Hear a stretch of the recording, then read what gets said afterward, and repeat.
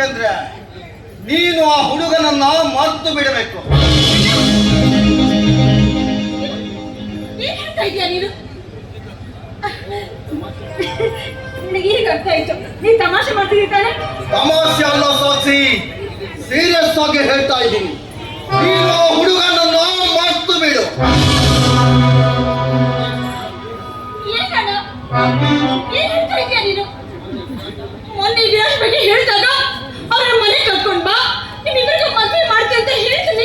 ನೀನು ಮರ್ಬಿಡು ಅಂತ ಇದೆಯಲ್ಲ, ಯಾಕೆ ಹೇಳ್ತಾ ಇದೀಯ? ಯಾಕೆಂದ್ರೆ ನಾನು ನಿನ್ನ ಸುಖ ಸಂತೋಷನ ಬಯಸುವವನ. ನನ್ನ ಸುಖ ಸಂತೋಷಕ್ಕೆಲ್ಲವೂ ಕೂಡ ಆ ವಿರಾಜಲ್ಲಿದೆ ಅಣ್ಣ. ಅದು ನಿನ್ನ ಭ್ರಮೆ. ಆ ವಿರಾಜನನ್ನು ಪ್ರೀತಿಸಿ ಮದುವೆ ಆದ್ರೆ ನೀನು ಕಣ್ಣೀರಲ್ಲಿ ಕೈ ತೊಳೆಯಬೇಕಾಗುತ್ತೆ. ಯಾಕೆ ಯಾಕೆ ಅಂತ?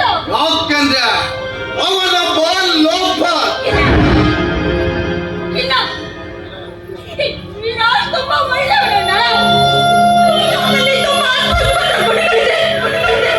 ನಿಜ, ಯಾರು ನಮ್ಮಿಬ್ಬರನ್ನ ದೂರ ಮಾಡ್ಬೇಕಂತ ನಿಂತಿ ಕನಸಿ ಪ್ಲಾನ್ ಮಾಡಿದಾಳೆ. ವಿರಾಜ್ ಬೇಕೇ ಬೇಕು ಅಣ್ಣ. ವಿರಾಜ್ ಇಲ್ಲ, ನಿನ್ನನ್ನು ಸುಖವಾಗಿ ನೋಡಿಕೊಳ್ಳೋದಕ್ಕೆ ಅವನಲ್ಲೇದಿದೆ ಮಣ್ಣು ಅಂತ ನಾನು ಹೇಳಬಹುದಿತ್ತು. ಆದ್ರೆ ನಾನು ಮಾತ್ರ ಹಾಗೆ ಹೇಳಲ್ಲ.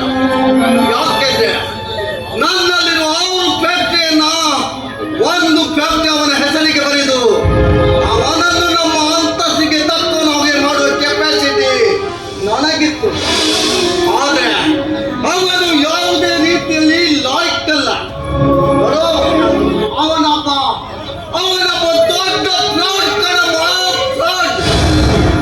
ಶ್ರೀಮಂತ ಹೆಣ್ಣುಗಳ ಜೊತೆ ಲವ್ ಮಾಡೋ ನಾಟಕ ಆಡಿ ಕೋಟ್ಯಾಧೀಶರಾಗೂ ಕನಸು ಕಾಣ್ತಾನೆ ನಾರಾಯಣ ಮಾವನು.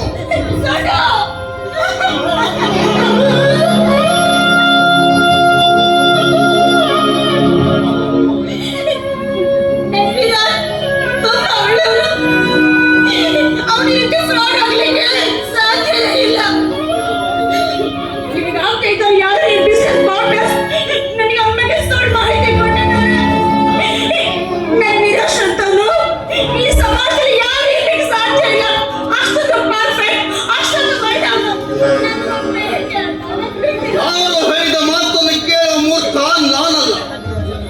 ನೀನು ಅವನನ್ನು ಪ್ರೀತಿಸ್ತೀಯ ಅಂದಾಗ ಅವನ ಹಿನ್ನೆಲೆ ತಿಳಿದುಕೊಳ್ಳುವುದಕ್ಕೆ ಅವನ ಹಿಂದೆ ನಮ್ಮ ನಂಬಿಕೆತ್ತ ವ್ಯಕ್ತಿಯನ್ನು ಬಿಟ್ಟೆ.